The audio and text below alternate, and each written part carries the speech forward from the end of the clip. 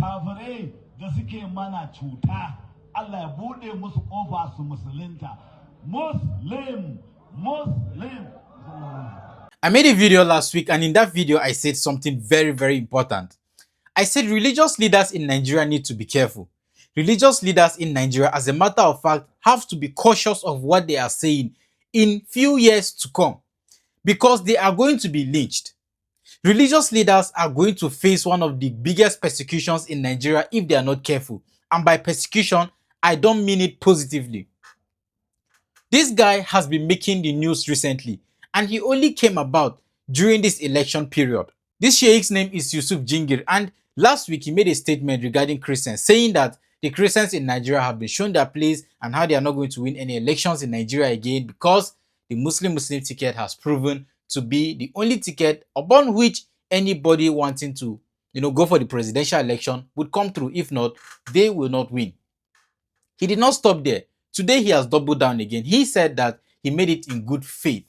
This man stood in front of hundreds of people and said that this current administration has brought about peace. If this is not worrisome, I don't know what else is. That a religious leader in Nigeria, this is a person upon which hundreds, if not thousands of people listen to and adhere to his words. This person says this is right and the people believe this is right. This person says this is wrong and the people believe it is wrong. This person is seen to be someone that holds moral standing in the society upon which a lot of people ride on. And this is the kind of thing this person says. That you can look at your fellow Nigerians and insult them to their face that this period has never known peace compared to other administrations and other years upon which other leaders have ruled.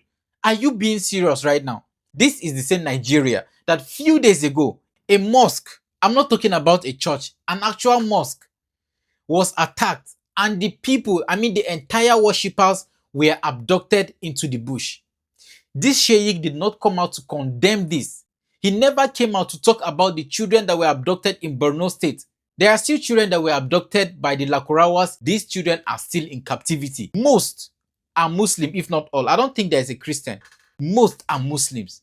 Yet this man has never come out to say this is wrong, release our children. But election time is here. This man's mouth is wide open, endorsing the Muslim ticket. What good has the Muslim ticket actually brought to the Muslims in this country?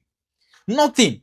The Muslims are suffering, the Christians are suffering, yet this enemy of good governance in Nigeria is coming out to tell you to repeat the same mistake that happened to us in 2023. This is wrong. I don't know why this is tearing me up so much, because we saw where some APC cabals went and donated about 600 million naira in a gathering, to him.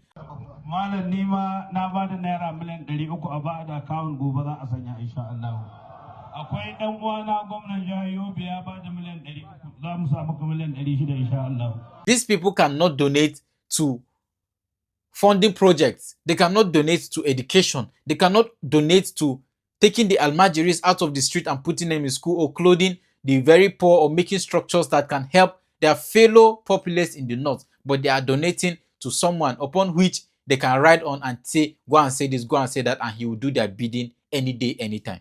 And this message is directly to the religious leaders, the Imams, the Sheikh, the pastors, the bishop that are supporting this madness. A day is coming that you will open your mouth and say this kind of thing, and I promise you, you'll be lynched in broad daylight, because you are an enemy and a total abomination to what or anything religion is. Because religion that I know, regardless of what name they choose to go by, stands on one fundamental basis, and that basis is what? Morality. And morality does not tell you to steal what does not belong to you. Morality does not tell you to be corrupt. It doesn't tell you that you should siphon money that is meant for the public. Hundreds, if not thousands of people are stranded on the road for 6 days complete without any hope of going back to their houses. Business people, sick people, people that are going for business trip, people that are going for a lot of activities are stranded in the bush because the road is bad. I'm talking about the gridlock that is currently happening. It's not worse, it is still happening as I speak. Guys, go see fish. Guys, see some money, see somebody, see fish. All of them not there. See people money, people invest here. Oh God. God, oh. See fishes. That there are people stranded in a supposed expressway, but we are spending 15 trillion naira in Lagos Calabar Coastal Highway because we are corrupt and we know nothing about doing the basic barest minimum for the people. Nigerians, at what point do you decide that this is a no-no? At what point do you say, I am tired and this can no longer continue, and you adhere to it, you take yourself out there and you demand a better country for yourself? These people are ready to sabotage you any day, anytime.